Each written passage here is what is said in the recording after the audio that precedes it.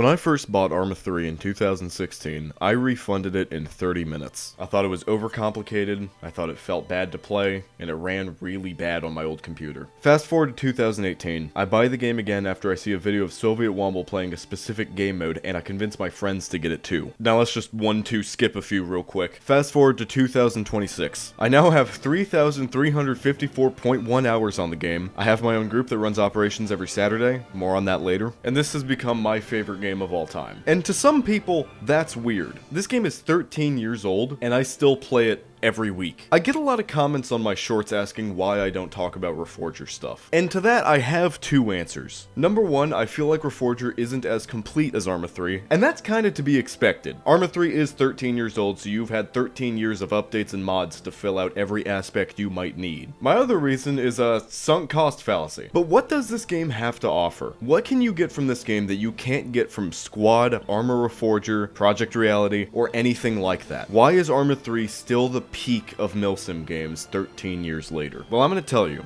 and hopefully by the end of the video I can convince you why this game is so special to me.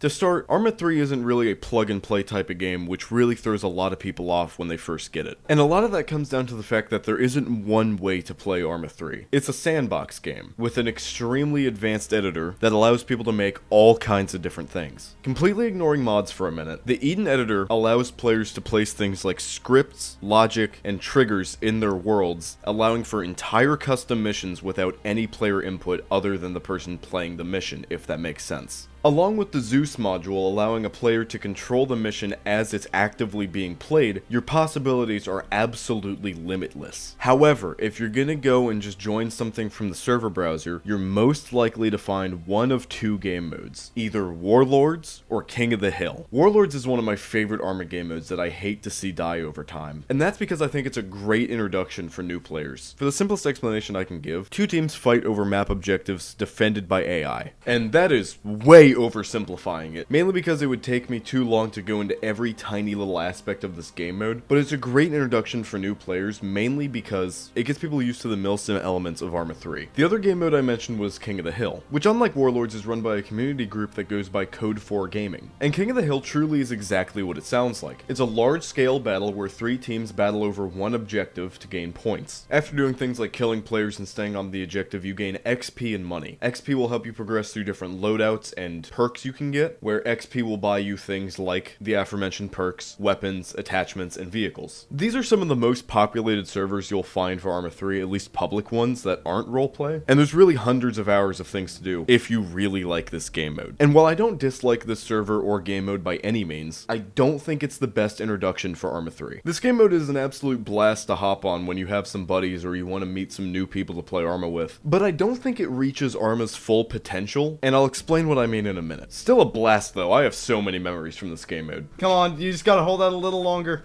They can't get back. Let's go! You had 54 people then.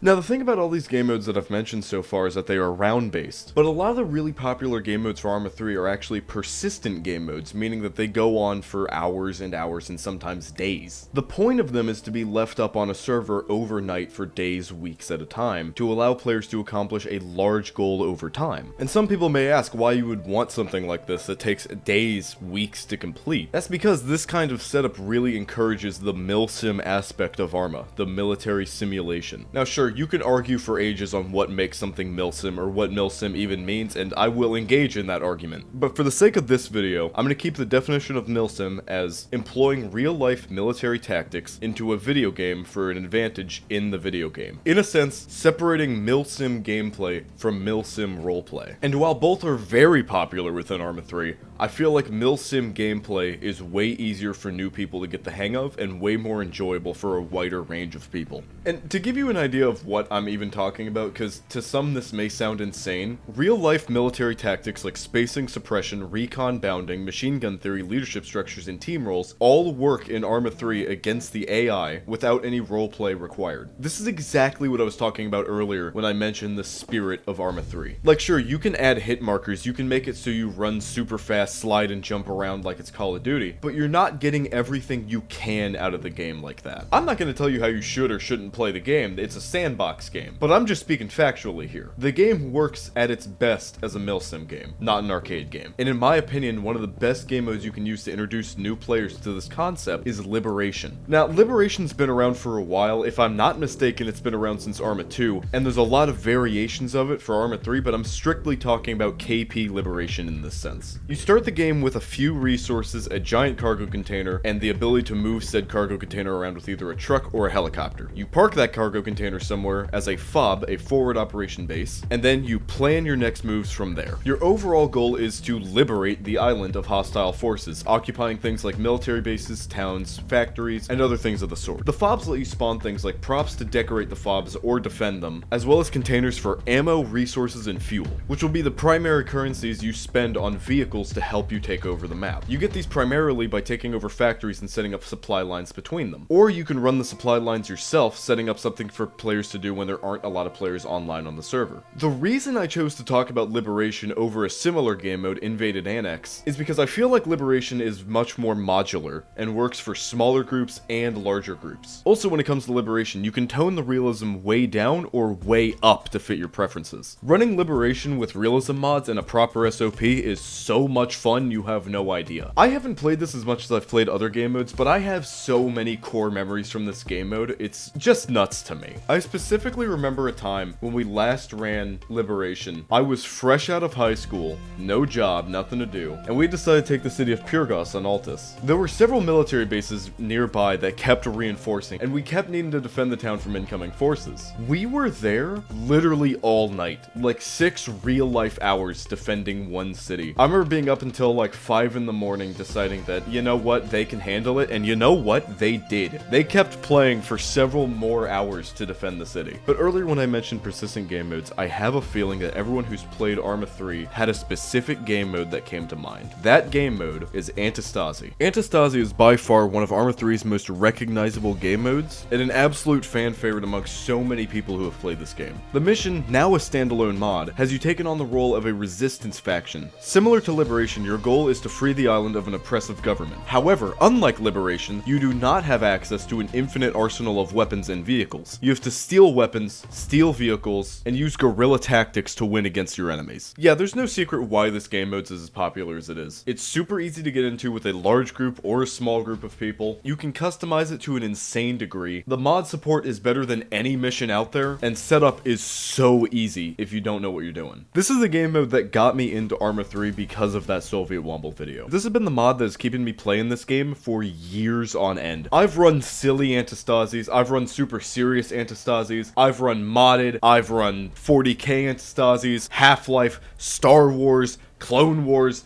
everything. If there are 2 things I'm good at in life, it's the chest-supported T-bar row and Arma 3 Antistasi. I've been considering doing a full Antistasi video for a long time, talking about how to play it, how to set it up, what mods work, what mods don't. And if that's something you're interested in, let me know so I have an excuse to actually do it. Most of the Arma videos that are on this channel are recaps of our old Antistasi playthroughs. There truly is no game mode in any game I've ever played my entire life that I have more nostalgia and memories for than Arma 3 Antistasi by Barbalani. Technically, most of these were run on Antistasi Community Edition and then later the standalone mods, but you get what I'm saying. There are other game modes out there like this, like Overthrow and Vindictus, but none have been supported as much as Antistasi. And while I stand by my opinion that Antistasi is not the best mod for new players, and doesn't let you get everything you can out of Arma 3, I still think that everyone who plays Arma 3 should try it at least once. It is one of the most unique gaming experiences you can ever have. But what do I mean by get the most out of Arma 3? Well, these game modes are pre-made and somewhat restricted in what you can and can't do. And I mentioned Antistasi is one of the most recognizable and played game modes, but I don't think it's the most played. Now, that would have to go to a game mode that isn't on the Steam Workshop, you can't search for in the server browser, and is not intuitive at all to get into. That game mode is Zeus Co-op. This is what you're mainly seeing when you see people play Arma 3. Now, it's a very difficult thing to describe, because people can run them in so many different ways, but I'll do my best to explain it very simply. One or more players make an operation, or an op, for a large group of players to run through. At a specific time, on a specific day of the week, all players load into the server, are briefed on the objective, and then go and complete the objective. Because of how customizable this is,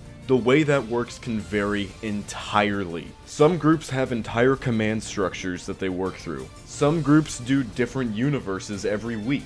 And because of Arma's customization, almost no two groups are the same. Similar, sure, but a one-to-one copy? Almost never. And the thing that makes most units distinct are the mods. Without a doubt, mods have been the lifeblood for Arma 3 as long as it's been around. Because of how easy they are to install via the Steam Workshop and how easy they are to package into a little collection to put into the Arma launcher, there's no secret why almost everyone who plays this game plays with at least a few mods. I'm not here to do a deep dive into all the big mods that Arma 3 has to offer. If you are interested in that, leave a comment and I might do it. But for the sake of this video, I'm going to categorize mods into 4 categories: does something, adds something, terrains, and visual. I'll start with terrains because they're the simplest. Terrains in Arma 3 are just maps. They're where you fight. They're the play space. There's a large variety of these for different environments, different eras, different universes. Some are meant for larger scale fighting, some are meant for much smaller scale things, so it's important to choose the one that fits your mission the best. Visual is exactly what it sounds like. Visual changes. Whether that be to the lighting, the weather, the ragdolls, but most of the time, explosions. Blastcore is an extremely popular mod for Arma that's often repackaged with little tweaks and changes.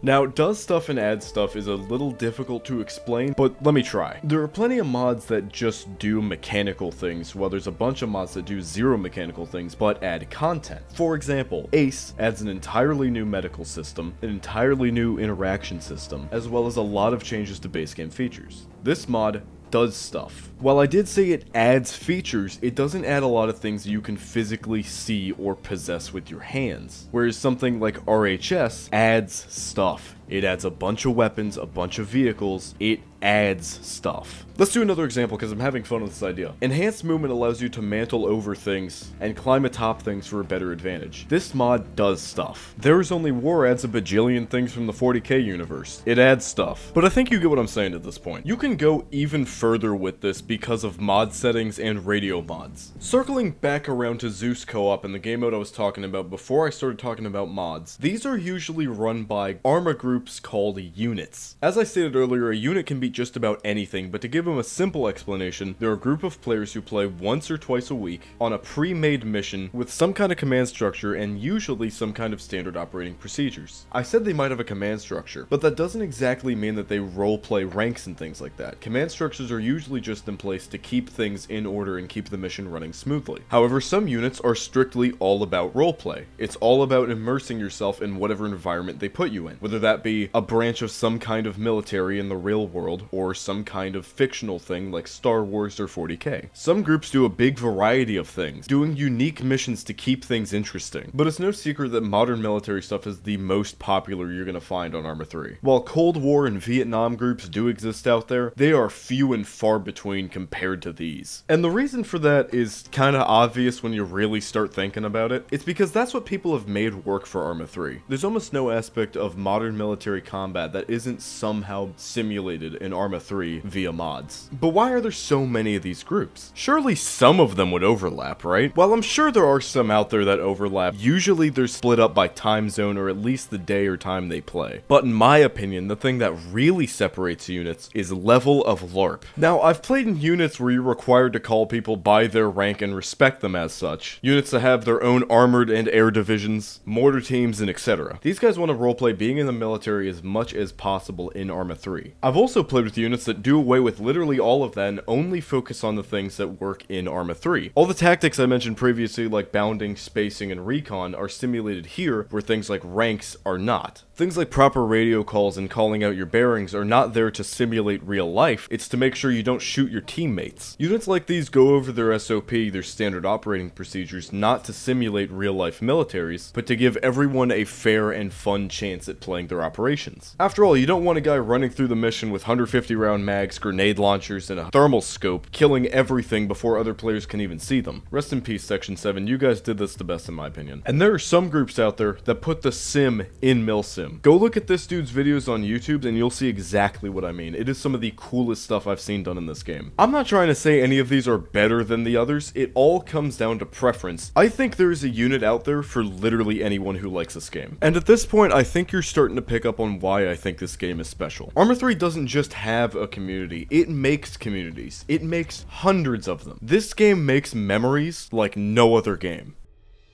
At this point, I think I've yammered enough about why this game is so special. This is an experience you can only get in Arma 3. Arma Reforger is getting up there, but I still don't think it's quite to the standard that Arma 3 is. As Bohemia stated, Arma Reforger is just the testbed for Arma 4, and after seeing what they've been doing with VBS 4, I have high hopes. But I'm not quite done my yammering. If you are looking to get into Arma 3 and you're looking to join a new player-friendly unit, I cannot recommend any other unit besides Spectre, because I may or may not own it. Like one of the types of groups I mentioned previously, we're an infantry-focused group with a focus on doing what works in Arma 3, as opposed to following real-life SOP. Also fun, a big emphasis on actually having fun. Our ops are on Saturday, 7 PM EST, every week. It doesn't matter if you have 5 minutes or 5,000 hours, we will get you ready for some awesome milsim LARP action. I'm one of the Russian players of the Spectre unit, and even though I didn't get conscripted IRL, I am still traumatized by 4 FPV drones collapsing the tower I was sitting in. It's fun, I promise, but that's my reasoning. That's why I think this game is so special 13 years later, with its sequel out. And I genuinely would love to see comments from people who want to talk about why they like Reforger over Arma 3. Maybe 10 years from now, I'll have a video reminiscing on my time with Arma Reforger and talking about why that game was special. But for now, I'm gonna keep playing Arma 3.